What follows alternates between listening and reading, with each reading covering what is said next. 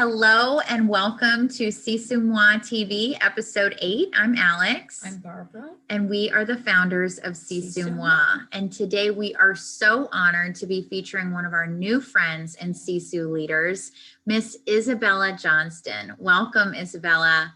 Hi, nice to see you. It's great to see you. We've been looking forward to this. You know, we actually are honored because Isabella, for those of you that don't know, is actually our first Finnish Sisu leader. And yay! Finnish terms. Go Swami, yes. Yes, so Perfect. We're so honored for that part. For those of you that don't know, Isabella is an incredible person and Sisu leader, somebody that we came across in the last 6 months. She is a certified medium. She is a medical intuitive, a grief recovery specialist, and she's known as the soul reading medium.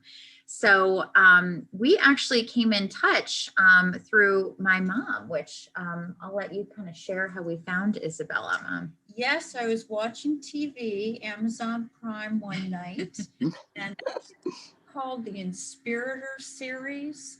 And it was a group of shows that were about life after death and all things that I think everybody is interested in. And you were on with some other mediums, and I said to my daughter later, you know, I have got to contact this lady because she just jumped off the screen as being so real. And, you know, she really makes a connection and she's so natural about the way that she does it. So that's kind of our background about how we got to you. And so we contacted you and talked to you, and here we are today. And, you know, we're so interested in your story, Isabella, and how you started. You know, would you like to talk about that a little? Sure, absolutely. So this ability, for me, I have been able to see people that are in spirit outside of myself forever. This is as much a part of me as my hair, my eyes. It's just a part of who I am. I kind of discovered that this was something that not everyone else could do at a very young age, and it's just kind of been a beautiful aspect of my life to help other people connect with their loved ones in spirit and know that life really goes on, that physical death is just a drop in the bucket of all time, and that we do reconnect with our loved ones again, and they're very close to us, interacting with us, helping us. There's still relationships can still grow and build and evolve when you have lost someone in spirit. So for me, that's really where my passion is in life. With everything that I do, is loss is profound, especially in this time of COVID, and there's a lot of stress and struggles. Financially, people are struggling a little bit, lots of loss of jobs, careers, homes. Life looks very chaotic right now for a lot of us. So having that sense of, what's the best way to say it, connection still with those that are no longer here, and knowing that they're involved and aware, and that there is a bigger spiritual connection for all of us, that is where I intend to put my focus on every part of my life moving forward, just helping others remember and reconnect again with that. But seeing people in spirit, I can't imagine that would be very awkward and a little frightening for me if that part went away. It's such a comfort. It's really a comfort to have that. That's wonderful. How did your family adjust to that? I mean, you had the special ability. Well, I do have my children are very aware of what I do, but I come from a long line of family on my mom's side of the family that also had this ability. So for us, it wasn't that novel. I probably was the most vocal about it, and it's turned into my career. But it's not very unusual for our family to have conversations about this, and for this to just be a real natural part of our life. My kids, they know they can't get away with much. Mom usually knows or finds out about it. Lies are just non-existent in our household. They'd always know that will come out. And really, it's been very comforting for my children as well, too, as they're now young adults, and some of them moving into middle age, that when they have a loss, or when someone in their life has a significant loss, really just finding a person to connect them to. Mom, can you talk with them and let them know that their loved one is still there? I'm just so grateful to have that ability and to be able to give that to others. What a gift. I mean, that's a wonderful gift. It really, and you know, with grief, it's different for everybody, but the acute part at the beginning, that just real desperation, are they still around? Our world often feels just so unsteady after a significant loss. So it is very helpful sometimes, I think, to connect. and know that they're still around. And I am an evidential medium. Yes. So for me, I have an amazing assistant that I would be completely lost without. She really runs my life. She'll just give me a first name of the person and how I'm supposed to connect with them, different modes of connection. I just leave it all to spirit to come through and do and say what needs to be said. I also have a child in spirit. I have a daughter in spirit. My husband is in spirit. I have my best friend there, lots of family members. So it's just been such a comfort. Although I grieve and although I miss them, I'm still able to connect and also do that for others as well too. That's incredible, It Isabella. is. When we had our first reading with you, you touched on parts of your story and alluded to what you just shared, which is incredible. And Yes. loss that once, I mean, most people, we hope that we never go through those types of Right. But you have really turned that around and made yourself, committed to the service of others and helping others in finding your gift and using it to heal through loss. So you had this as a child. Did this, enhance, following their loss, or at what point did you? Well, this has been my job. So I'm in my 50s. We'll leave it at that. And this has been what I've done every day, almost exclusively since I was 17 years old. Most of my clients at that point had a myriad of losses, but they, at 17, what do you really connect with on the big picture of loss? There's not a lot of tremendous loss, thank goodness, that most young adults have. That's not the situation for everybody. Some people have exceptional loss. For me, I was quite young when I lost my daughter. I was in my early 30s, and I had been doing this for 15 years had been my work. And I found that I, as compassionate as I tried to be, and I believe that I was, until you experience that personal loss of it. Let's use the loss of my daughter as a child. I was not able to grasp the extent of the pain that would cause a parent to have the loss of a child. I really could not absorb that until it happened to me. And I went through the grieving process just like everyone else. Brutal. It was excruciating to go through that. My world was upside down for a very long time. But I will be honest, my ability to connect and see my daughter when I needed to, I'm sure changed the trajectory of my grief, much different.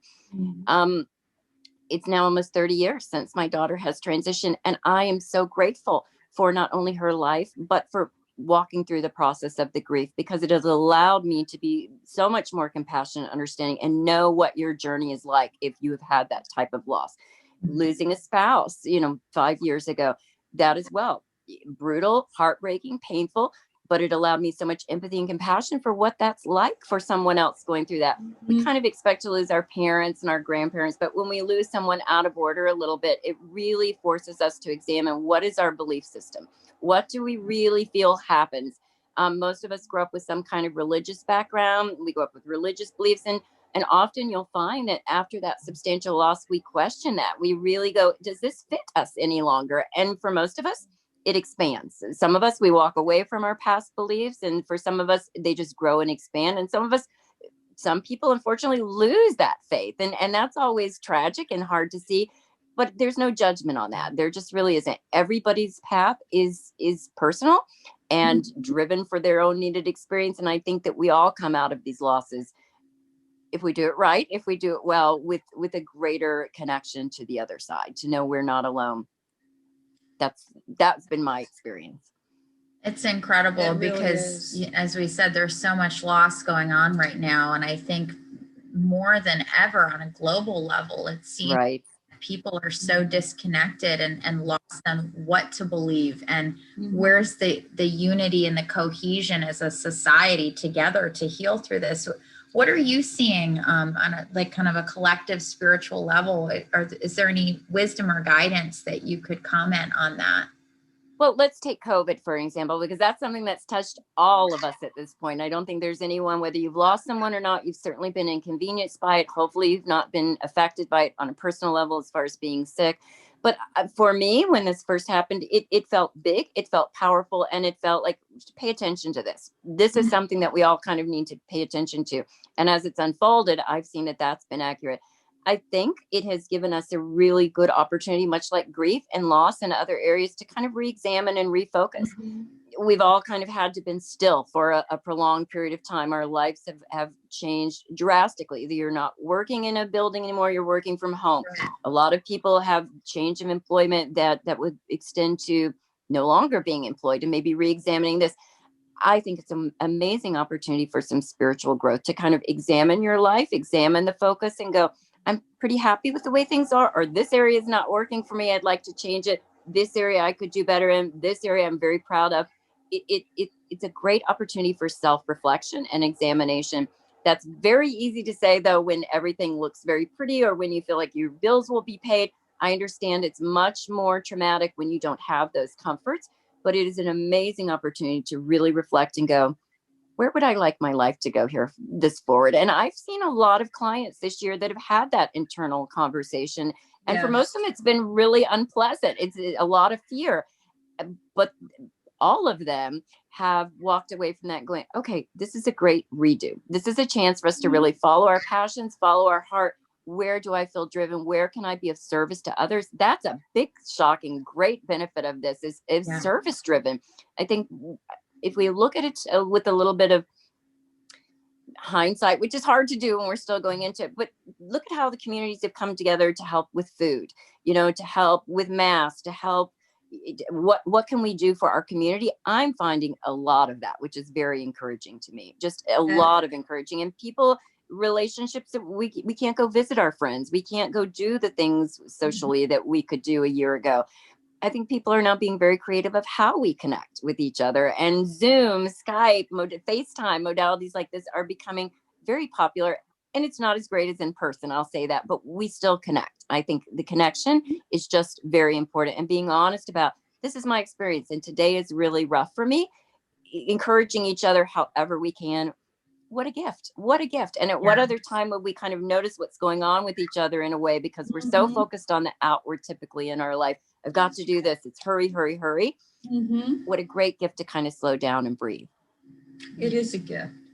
It's a silver lining, It is perfect. Silver lining. It is a silver lining and something that is completely out of our control at this point. Do what you're supposed to do, be responsible in it, but it's also a time to grow faith, I think, as well, too. And faith is found in our darkest moments. I can say I have faith, but until I really have to put that to the test, it's just lip service. This, I think, has allowed us to walk faith a little bit. Yeah, I love that. Great point. And Isabella, we've heard that a lot with some of our Sisu leaders, kind of a faith walk that they go on to get them through the hardest and darkest of times. And, what would you say, like, what is kind of the process of that? Like, if somebody is going through loss right now, what are you seeing as kind of something for them to focus on when they feel lost and they can't access that faith? What is something that could help them in starting to channel their own Sisu? I think first the acknowledgement that there is a loss and being very honest with that, because a lot of people, myself included, I want to look away from anything negative and I won't want to grasp, okay, this feels scary. This is a little bit frightening. This is out of my comfort zone. So I think first things first is just acknowledging that I'm frightened. I don't know what to do. My world looks chaotic. I compare this with grief. After you have that initial, if you've ever lost someone super close to you and for a very long time, the world just feels unsafe. It feels that the ground is no longer firm, and that is completely equitable to what we're experiencing now. So just acknowledging that and being open and honest with others. I'm frightened. I don't have a job. I don't know what to do. My world is frightened to me right now. It's okay to be that way for a little while. The honesty seems to be important. And then after that, I believe that each of us get messages from spirit. I don't think you need to be a medium to do that. I don't think you have to have any special woo-woo ability. I think we all are bombarded every day with our guides, God, whatever that is to you. Everyone in spirit is really cheering for us. So just be open to that. Some people expect big pronouncements like a burning bush. Well, that rarely happens. It's a little impression. Maybe try this, call this person, apply for that job, reach out to this person. Any kind of inner prompting, really a good direction to look. And again, just being honest with yourself and others and having a good self-critique. this is areas where I could improve. And these are my strengths. I think we're all really quick to find our weaknesses, but it's also super important to identify your strengths where you have and kind of parlay those into perhaps new opportunities for you. If you worked in a corporate environment for 20 years and that's no longer your ability or able to show up every day, where else, what about that job just gave me life? What about that gave me hope and love? Was I of service to others? Was I able to connect people together? There's ways for that to translate in everything that we do today. I love that, because we also are believers that there's signs all the time that all the time. That your loved ones that, they are on the other side, that they do talk to. We've had our own experiences with that, but that's so helpful to people that may not have thought about that or, are so quick to discredit that, right. and trusting and I would say having a dialogue with whatever you consider source on the other side. For me, for God, I call God love. That is my experience of God, is just love. I find myself prayerful a lot throughout the day, but it's not this. It's really a conversation and just being in tune for what I might hear back. And oftentimes it's not an audible voice of God, you must do this. No, it's really just a sense of love. If I'm having a difficult moment, it's a sense of comfort. Sometimes I have to reach deep for that, but it's always available. And the signs are just simply amazing. I had a loss of a family member a couple of days ago. My very old aunt passed away from COVID, and very upsetting, last family member on that side of the family. And immediately after, just being very despondent and grief, I started to see feathers fall from my ceiling. Now, I was in my bathroom. There's no way for that to happen. It was just a couple of white feathers. And I knew instantly that was her letting me know she was okay. That's a big sign. We don't often get things like that. But looking up in anything, if numbers are important to you, looking at sequential of numbers. If you feel, I'm seeing this company often, maybe I should explore what that's about. There are lots of clues that can get us to the next step in all of this. Yes, that's amazing. I mean, I think that's so true. And signs can come in different, dreams and, right. Yeah. Symbols to you, things that are important, patterns and synchronicities.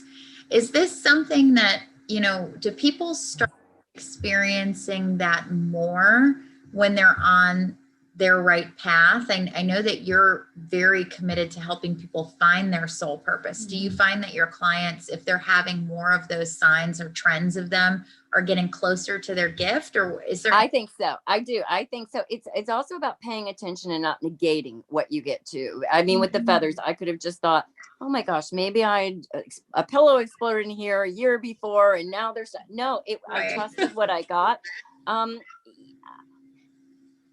I have such a profound trust that the other side is directing my path. I really, really, really, truly believe that. And I know that's not a place everyone is right at this moment. That takes practice, that takes trust, that takes just time, historically knowing that they're going to show up for you. But I'm finding that where there is a need, where there's desire for that, you'll start to see the signs. And if you follow them, we deviate. We really do. I'm not going to take a straight path every time. Ego is going to come into play a little bit of it. It's hit and miss, but I think if you start to follow that and just have an open heart, mind, and soul, you will not be led astray. You just will not. And I think people are starting to be more attuned to that now, looking for that, gravitating for it, reaching, going, I need something. Just show me I'm on the right path. Yeah. And they just don't fail. We just are not, we are always supported in that effort. I love that. I do too. I think, I'm curious, when you negate signs and lessons come in, I mean, you touched on a near death experience, and we all face mental, physical, and spiritual challenges in life. I wonder if they are to wake you up, or to grow your soul. What are your thoughts? Mine certainly was a wake up experience. And even though I've been in this field all of my life, this is not unusual to me. My near death experience was the most profound and spiritual experience. Dying was the best thing that ever happened in this life for me. It really was. I was in a medical setting, or I would have completely talked myself out of this. I had an allergic reaction to medication, and I was resuscitated for a little over 5 minutes. So I know this happened because I know where it happened. my first realization that I was not in my body was looking back at my body and going, how did all of this, meaning my soul, fit into that body? I was stunned because I realized how much bigger I truly was than what was in my body. And then just being in that room with people doing life-saving techniques on me, I was a part of each of them. I could tell you every hope, dream, desire, and sadness that they expected. I was a part of everything and realized we are all intermingled. We are all intertwined with each other. We don't realize it because we're having a very personal life experience. We're all in this together. Very quickly, I moved from that. I was with my children in another state who were young adults at the time. And I could see how their life was going to work out if I left then. And even if I didn't, what struggles they would have, what victories they would have. And then I looked this direction and I remember seeing my daughter who had been gone for 12 years at that point. And it was as if no time had passed. I looked at her and said, oh, Courtney, I'm here. And it was beautiful and amazing. And I didn't want to leave. And I knew I was home. I knew this was the place that we'd all been to. When I came back into my body, first of all, I didn't want to come back. I really did not want to come back. That's home. That was peaceful. That was beautiful. Coming back in, I realized this is such a gift to be here. It is really just a gift to help others, to grow. What lessons do I need to learn? How can I show up better? How can I show up fully? That's what I've taken forward and really tried to give to others as well too. Hopefully we don't all have the same profound experience of an NDE. I hope that I have to take that back. I hope each of us have that profound experience without the physical death that accompanied it, just that big wake up call. We are always connected with source. We are always connected with souls on the other side. Bigger than that, they're always still connected with us. It can be very lonely here without those that you love. And we do feel isolated and alone, that we're on this journey by ourselves. Profoundly, I can tell you that is not true. And, especially in the work that I do, seeing people in spirit come through and pass messages, and they are very specific sometimes, very, very specific. Right before this today, I had a lady whose young son came through in spirit. My mom forgot to get milk. She got this kind of milk, but she did not get the right kind. So not everyone is that interactive or that verbal with me, but they're all aware of what we're going through. So the struggles, the hardships, the joys, all of that, we are just not alone. We're really just not alone. And we are so loved, more than you will ever know. I used love I overused love when I was here. I thought, yeah, I love my children, love my husband, love my dogs, love my house, and then I realized after I came back, I had no clue what love was, because it was so much larger over there. It was just this unconditional. There's nothing I could have ever done wrong that would stop or block that love for me. Never. That's what I came back just infused with that knowledge. What an incredible message. Truly, it was the most exceptional, beautiful experience of my life.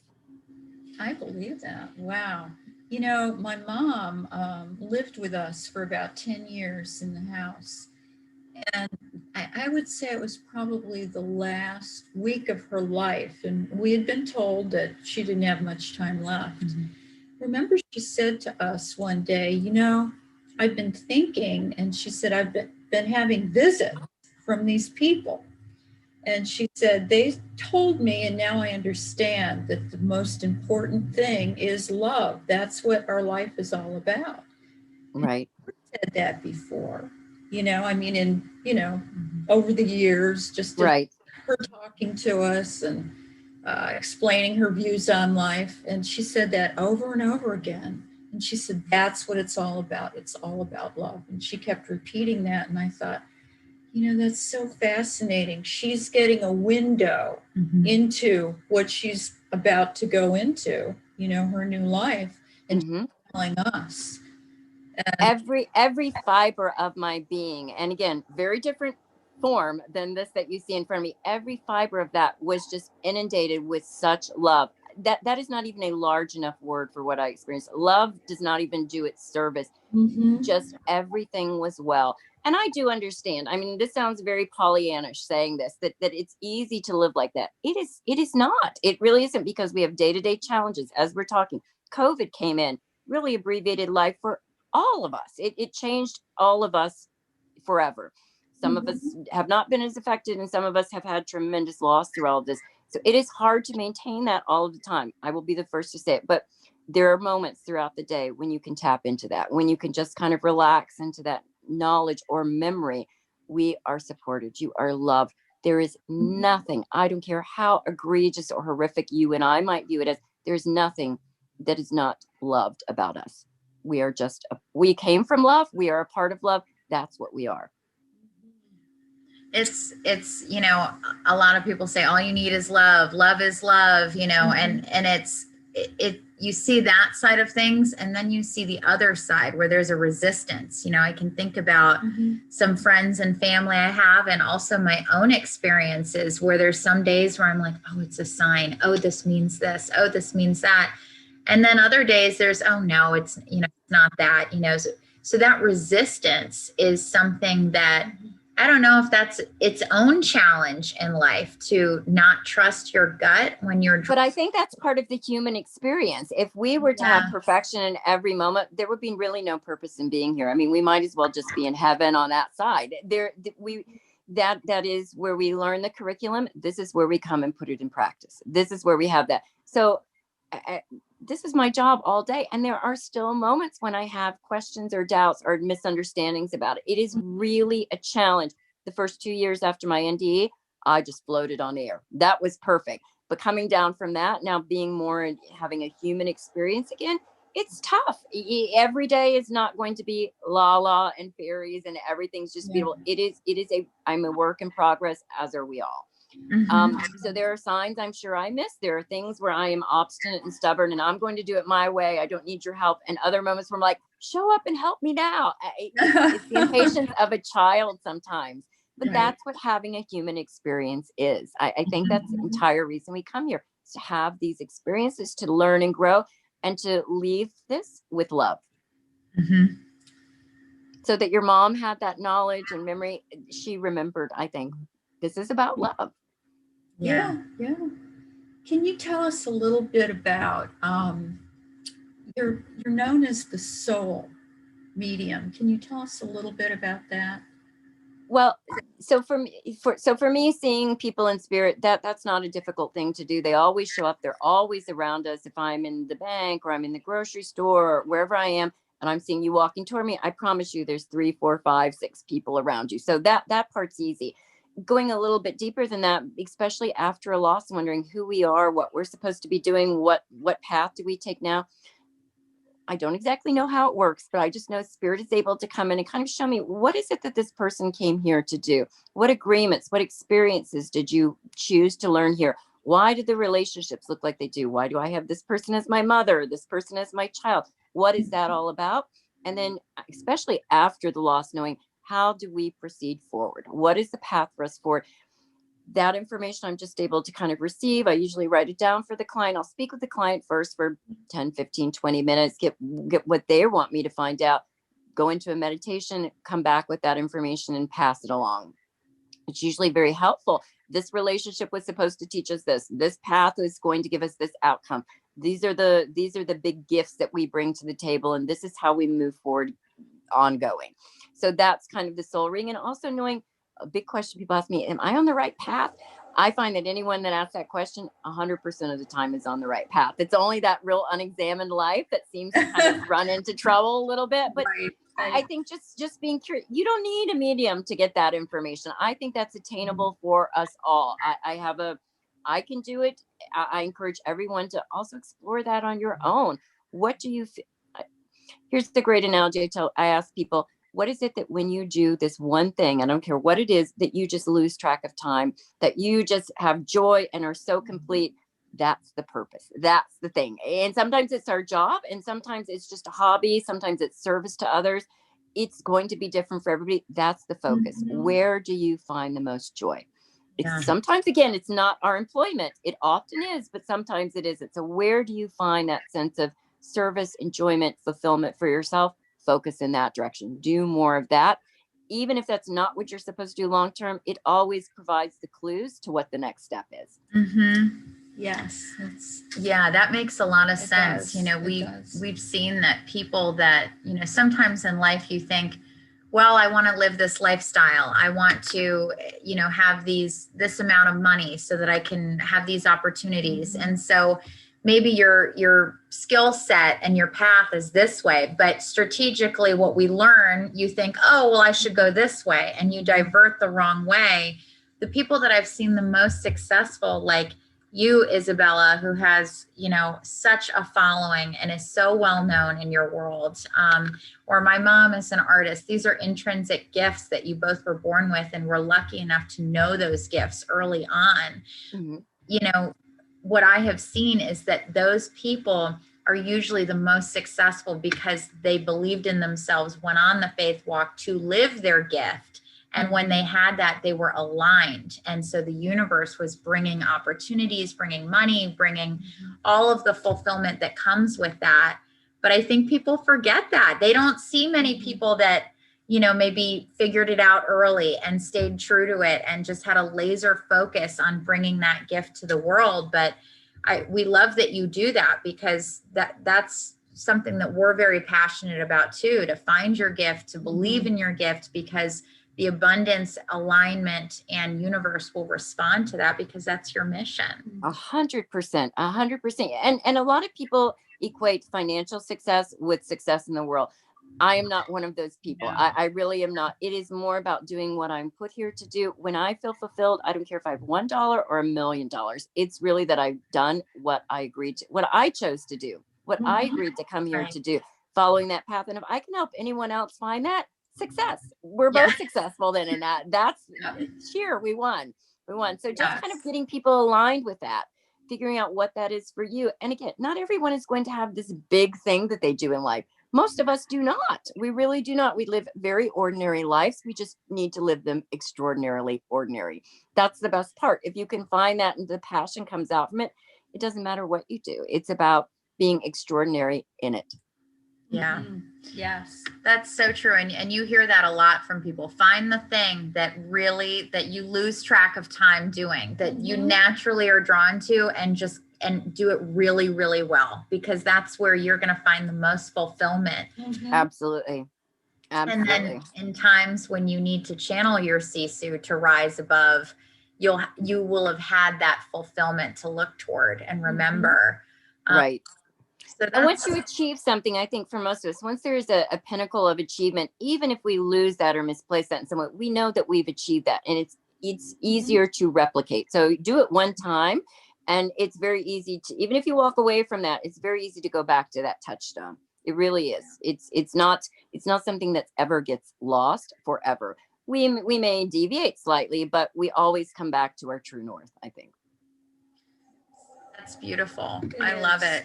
Yes. I think it's, such wisdoms that you've given us today, Isabella. I mean, it's really, we need it now more than ever to look for signs, to believe in yourself, to go on your faith walk, to stay true to you, because it is hard. Life is hard. It's not always, exciting and rainbows, but it's very mundane a lot of the time. It really is. I mean, there's not tremendous excitement every day. And if there is, that might be a little bit of a problem. So it's in those mundane moments. It's in that when we're really not feeling fulfilled or excited on the outside, just kind of keep walking when you really have the faith that the step is there, and keep moving. I promise you the step is there. I promise you are not alone in this.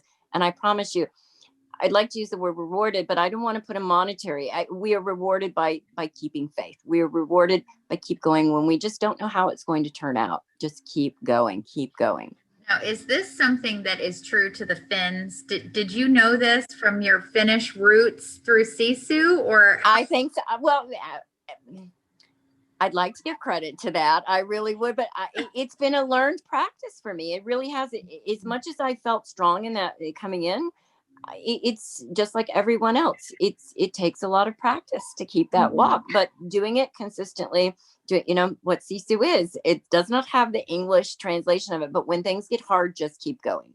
That's how I like to explain Sisu to people. We don't know how it's going to end. Just keep moving forward. It's okay if you need to stop for a minute. It's okay if you need to take a couple steps back, but always be in motion.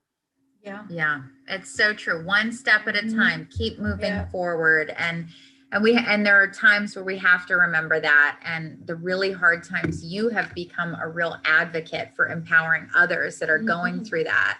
And we're just so honored to know you, Isabella. are so Same here. grateful Thank you. for your Same, time. genuinely same here. Really same here. I applaud so much of what the two of you are doing to kind of get the word out about this, expand this a little bit. I think it's important for everyone to have that kind of reminder. Thank you. And if people want a personalized reading with you, where do they go to get in touch with you? You can go to my website, which is Isabella Johnson, the Soul Reading Medium. I think I'm on Facebook as well, too. I don't spend much time on social media. And again, I have a huge appreciation for my assistant. This year has been a real challenge for me with some health issues, and she's just kind of kept the ship running. So Isabella Johnson, the Soul Reading Medium. And I think that's what it is on Facebook as well, too. Just happy to be of service however I can help. Oh, thank you so much for everything you do. Oh, thank you. And it was such a pleasure meeting with you. And thank you for all of your time, Isabella. Oh, my pleasure. Thank you.